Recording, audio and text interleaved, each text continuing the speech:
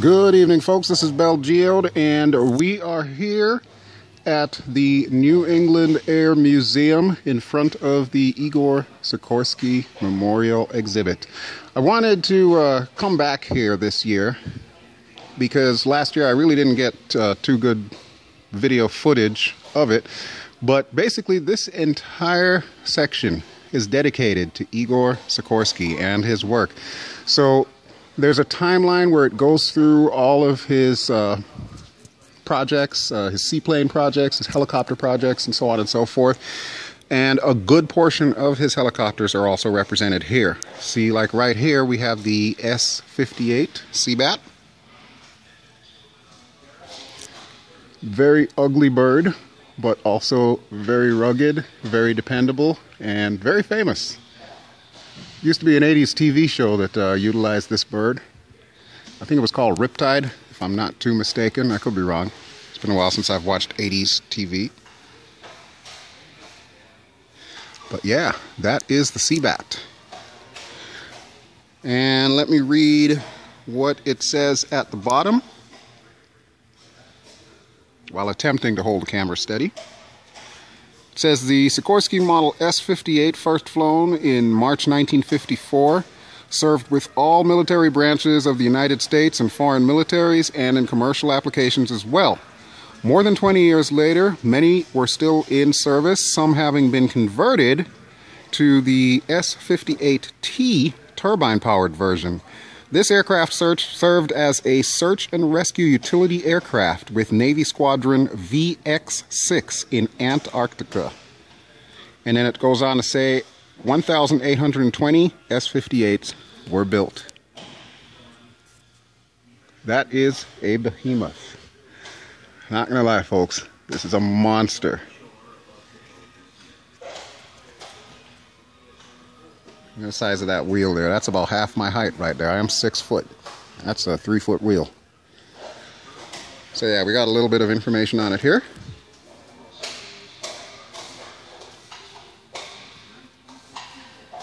And this is the information that I just read to you.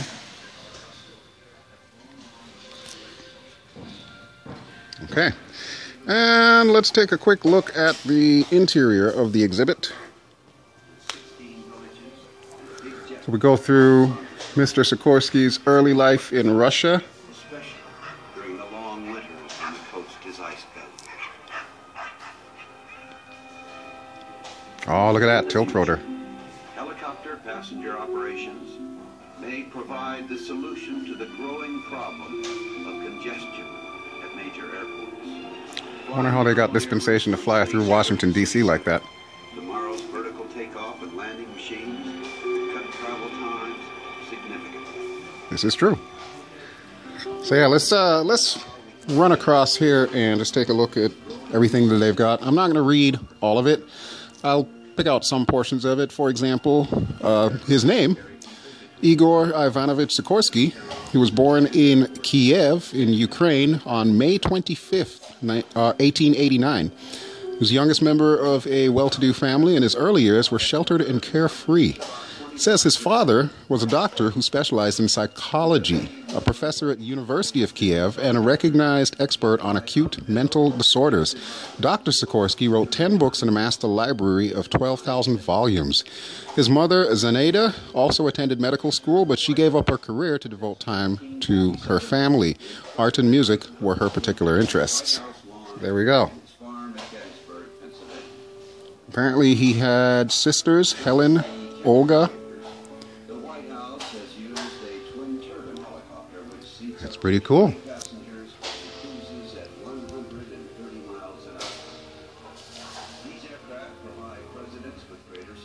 Wow, that is so awesome. And here's a list of some of his achievements.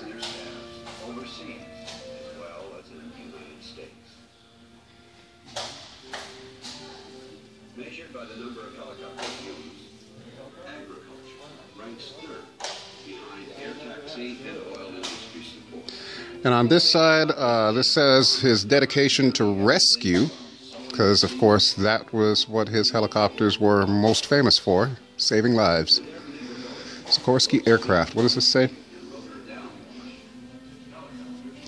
please accept my sincere thanks for your recent letter and for the enclosure describing Sao Paulo helicopter rescues. I had it read to me. My eyesight has failed to such an extent that I can no longer read, and I found it interesting indeed. I always believed the helicopter would be an outstanding vehicle for the greatest variety of life-saving missions, and now, near the close of my life, I have the satisfaction of knowing that this proved to be true. It was good hearing from you, and I thank you again for sending me this information. With kindest personal regards, sincerely, I. Sikorsky. Wow. It's the last letter dictated and signed by Mr. Sikorsky. He died the following morning, October 26th, 1972, at the age of 83. Wow. Well, I tell you what, in his life, he did more to further the cause of aviation, in particular helicopters, than anybody else.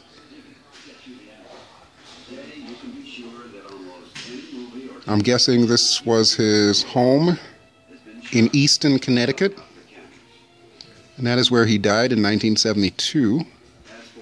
So, wow, I guess that really explains why this exhibit has come into being. This is basically his home area. Well, aside from Russia, but you know what I mean, or Ukraine. But yeah, he lived in this neck of the woods. That is awesome. Alright, now it's a little bit darker over here, so I'm hoping the video will come out a little better. But pretty much in this section is going to be the evolution of the helicopter, as well as a little primer on how helicopters fly.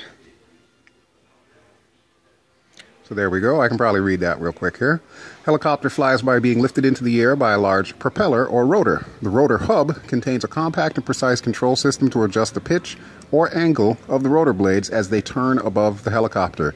This allows the pilot to tilt the rotor and fly in any direction he wants. This is why the helicopter can either hover in the air over one spot or fly sidewards or backwards as well as forwards. A small propeller at the end of the fuselage called a tail rotor is also controlled by the pilot. The tail rotor acts like the rudder of a boat or an airplane, steering the helicopter through the air. It also keeps the fuselage from spinning around as a reaction to main rotor torque.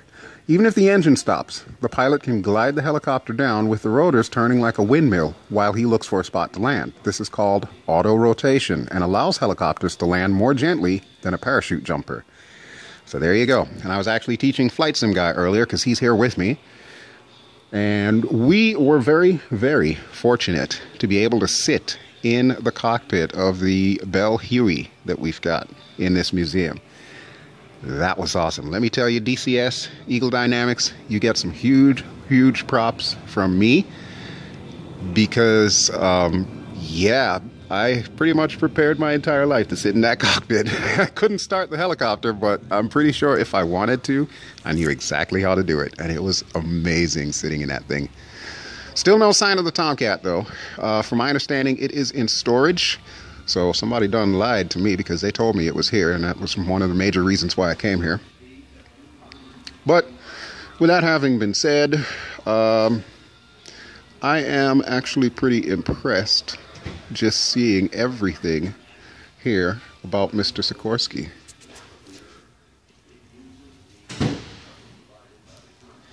And speaking of, I think there are a couple of other helicopters. There's actually one right over my head right now. That is the Sikorsky R4B. Let's see if we can get a good look at it here. It's kind of hard to see because it's literally above me. But there she is, right there. Looks like she's got 3 rotor blades. I guess if there was any one helicopter to pick where Igor became famous, this was probably the one. But then, of course, you've got all kinds of nifty designs, like the SH3 over here. Well, actually, I don't think that's an SH3 necessarily, because it's only got the one engine at the top, and the SH3 usually has 2. But yeah, it's definitely of the flying helicopter boat variety. Look at that. Isn't that a beautiful bird? Wow. Definitely one of my favorites. Okay, this is actually the Sikorsky H-52A Sea Guard. Alright, so just like before, I'll read to you what it says while attempting to keep the camera somewhat steady. So this helicopter was one of 99 similar machines built for the United States Coast Guard. It is an amphibious search and rescue helicopter powered by a General Electric T-58 GE8 turbine engine of 1250 horsepower. Built in 1967, it was stationed at the Detroit Coast Guard Station until 1989. This model also carries the designations HH52A, HU2S1G, yeah, say that 3 times fast, S62A Civilian, TFGNA for the Icelandic government. As the S62A, it was the first turbine rotorcraft to be granted FAA approval for commercial use. Very nice.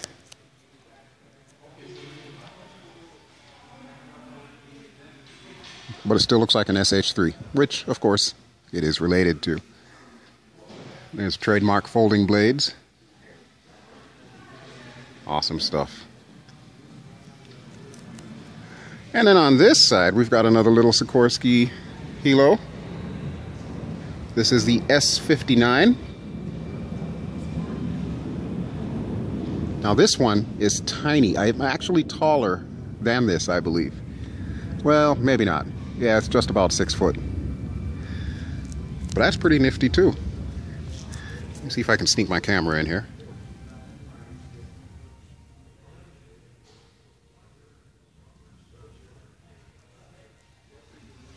So there we go. Let's see what this one says.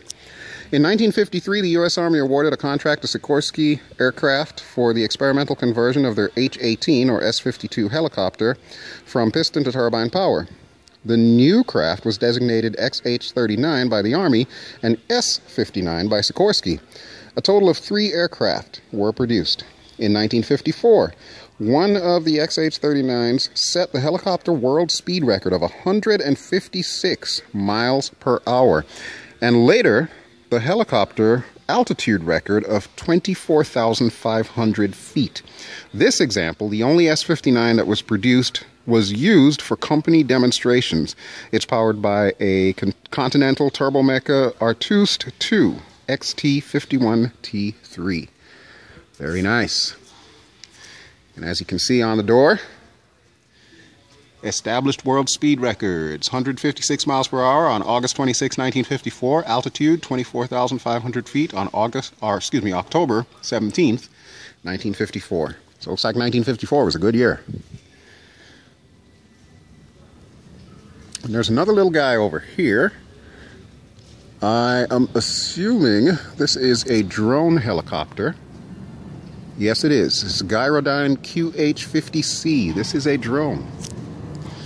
And this says the QH-50C was the Navy's first drone anti-submarine helicopter, or DASH, with the Boeing T-50 turboshaft engine driving a set of coaxial counter-rotating rotor blades.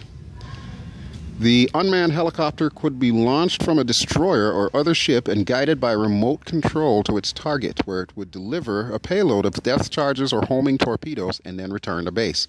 Entering service in 1963, it served for several years until replaced by more sophisticated weapons. So there you go, look at that. Same type of rotor setup like the KA-50 or the KA-50 in DCS. Awesome stuff, awesome stuff. Now there is a Sky Crane in the other room that I want to take a look at, but I will probably do that in a moment. I am going to head outside and see some of the other aircraft that are out there. I may attach that to this particular video. I may not. All depends on how I choose to edit. But either way, I will be right back.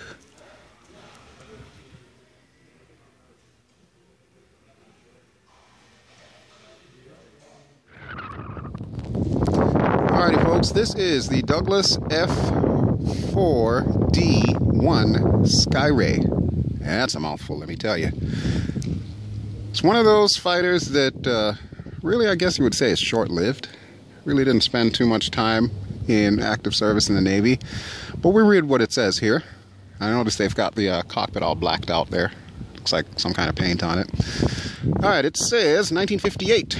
Inspired By German tailless designs of World War II, the supersonic Skyray saw widespread service with the Navy and Marines both as a fighter and close support.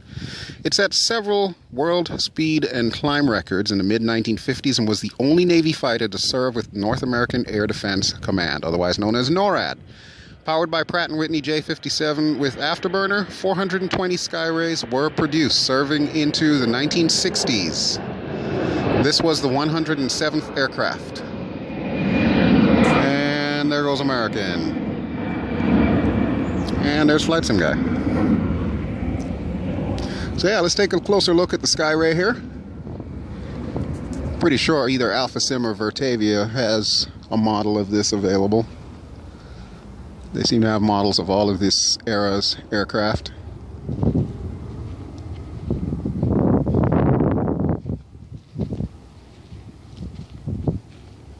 There we go. You can see the tail hook in the back there. See if we can get a slightly closer look. Yeah, you can really see the delta-shaped wing. And a huge control surface on the back. Engine looks a little weird though. That's an interesting covering. And there's the tail hook. I don't know if you can see it. There we go. So there we go. That is the Skyray. And then this strange creature, on first glance, looks like a Grumman goose. It is actually a Kaman K-16B in 1962. So let's see what it says here. It says the K-16B is an experimental VTOL, or vertical takeoff and landing aircraft, developed prior to the preeminence of heavy-lift helicopter. Basically, a Grumman JRF-5 with a special wing which tilted to 50 degrees, large flaps, and cyclic rotor props. The aircraft was designed to rise vertically before transition to horizontal flight. This aircraft is the only example of its type. Look at that tail. Look how tall that tail is. Wow. So yeah, it's got like the clipped wings here. Basically a precursor to a tilt rotor is what we're looking at. This is essentially what this is a tilt rotor. Except in this instance, instead of just the nacelles turning, the entire wing is hinged to turn. As we can see right there.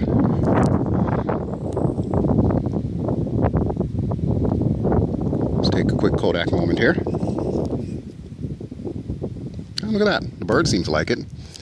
K-16B. Yeah, it's not one that you see a lot of, but you can swear by that cockpit that that's a Grumman goose, basically. It's an interesting little science project of theirs. Wow, and I'm walking on some kind of moss or something over here.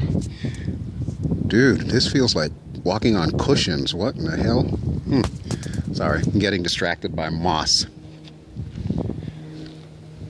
Yeah, here's the other side of the K-16B.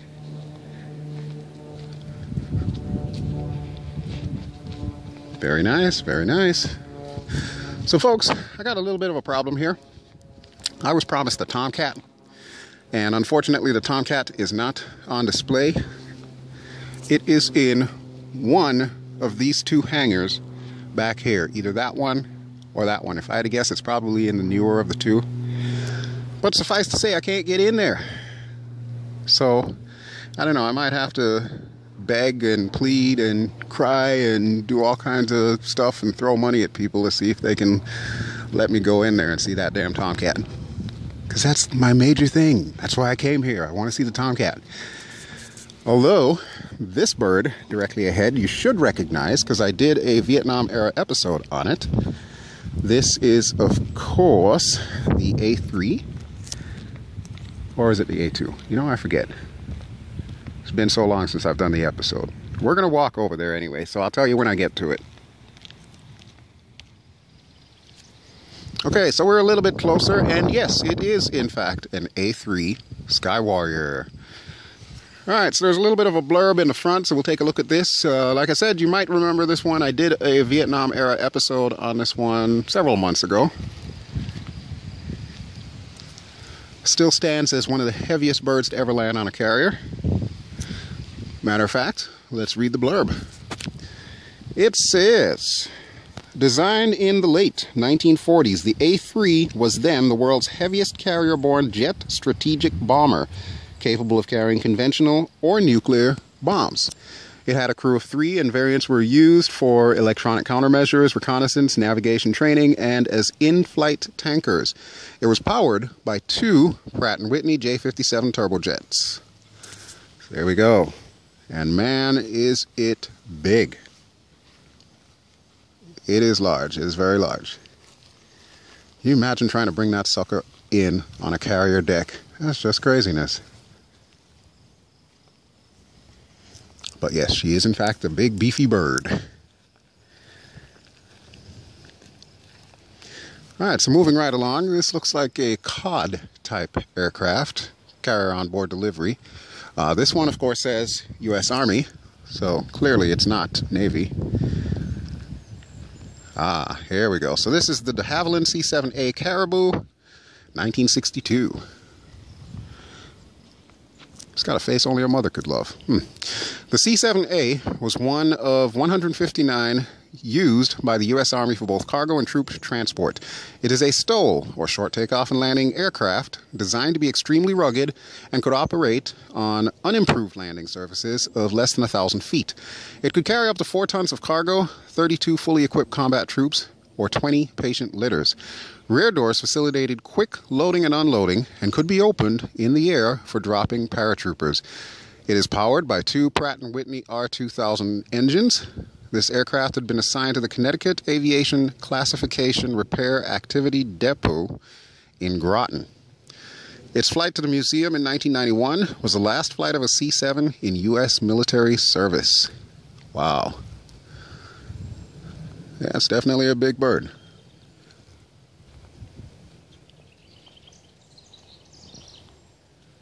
Very nice, very nice. All right, now our next aircraft that's coming up, I'm going to be featuring really soon for the Vietnam era FSX episodes. So this guy, and of course its sibling, or I guess that would be a daughter, so to speak. You know what I'm talking about, like the successor to this aircraft. Yeah, that's going to be coming up relatively soon. This is, of course, the Grumman E-1B Tracer. Looks like 1957 is the era for this one.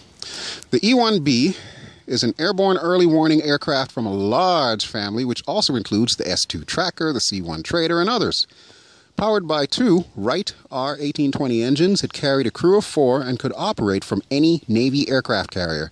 The large dish houses long-range search radar to detect targets beyond the line of sight of surface vessels. This aircraft was the last E-1B to leave the Navy service.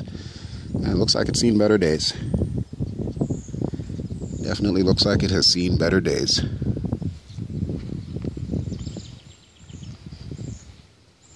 But yeah, it's got the big radome at the top. This aircraft was, of course, replaced by the E-2C Hawkeye, which I will also be featuring on that very same Vietnam War era episode.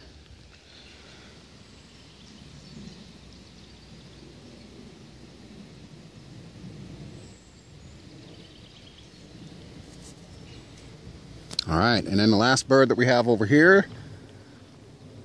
Ooh, kind of looks like a Canberra, doesn't it? It is a Canberra. Ah, that explains it. Okay. There we go. The Martin RB-57A Canberra, 1954. Derived from Britain's first jet bomber, the versatile and highly maneuverable B-57 was one of the last few foreign aircraft designs adopted for operational use by this country.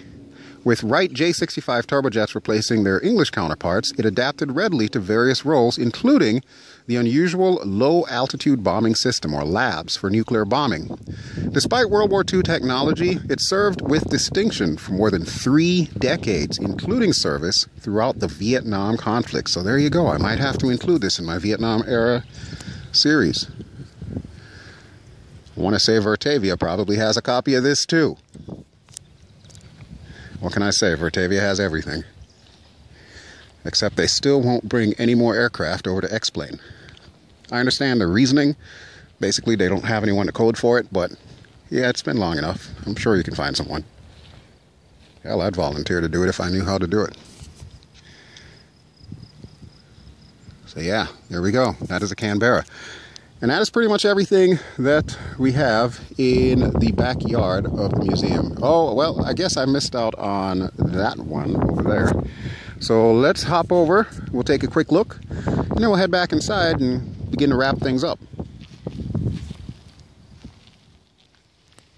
Okay, and this is the last little guy that we're going to be looking at today. This is the Lockheed TV-2 Shooting Star, 1955 vintage. A two-seat trainer version of the famous P-80 fighter, the T-33 was the most widely used jet trainer in history, serving all United States military branches, more than 25 other countries, and being license built in 2. Powered by Allison J-33 turbojets, it first flew in 1948, and in a remarkable span of nearly 15 years, 5,700 were produced by Lockheed. This TV-2 is one of 699 utilized by the Navy and the Marine Corps. So there we go. And yet another one that looks like it's seen better days. Alright, so that is pretty much everything. So like I said, we're going to head back inside. I'm not sure that there's much more that I can really show you here. And I would still really, really love to be able to see that Tomcat. So maybe I'll ask the guy if he can make an exception and have me go in one of these storage hangars to get some pictures of it. We shall see. But first, I gotta find FlightSim guy. So I'll be right back. Okay, so I lied. Got one more to show you. This is the Sikorsky CH54B Sky Crane. Take a look at this behemoth here. Wow. And I was talking to one of the ladies out the front, and she said that they used this guy around Christmas time to have Santa drop off presents for the kids. So I can only imagine just how cool that was for the kids, having St. Nick show up in this monster here with presents for everybody. Wow, just look at this thing. This thing is massive. I'm not even at the tail yet. Okay, here we go. Now we're at the tail. A little bit of lighting there. Wow, but take a look from the back. That is so awesome.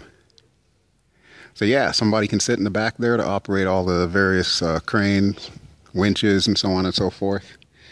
And this over here, this little box that we're looking at, this is the cargo pod. I was told that this can fit about 40 troops in there. I'm not so sure that I would trust hanging off the bottom of this in something like that. Yeah, about that. I'd wait for a Chinook personally.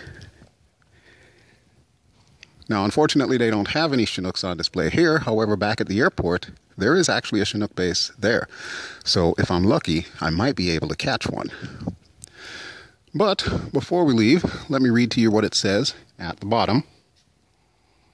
This heavy lift helicopter was built for civilian and military use. It could lift, haul, and deliver cargo on a sling or in a cargo pod under its fuselage. This version, powered by 2 Pratt & Whitney JFT-D12s, was the last flown by the Army Aviation Unit located here at Bradley Airport. The cargo pod underneath could carry troops or equipment or serve as a mobile hospital. 1962 vintage.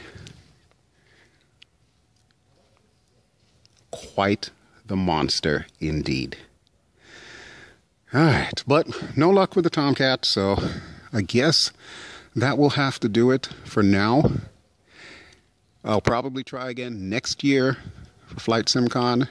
Come back over here and hopefully they should have it on display. The gentleman I spoke to earlier said that the F-4 Phantom, which you'll see right behind the Sky Crane here, that is going to be going into storage at some point in time within the next 6 months or so.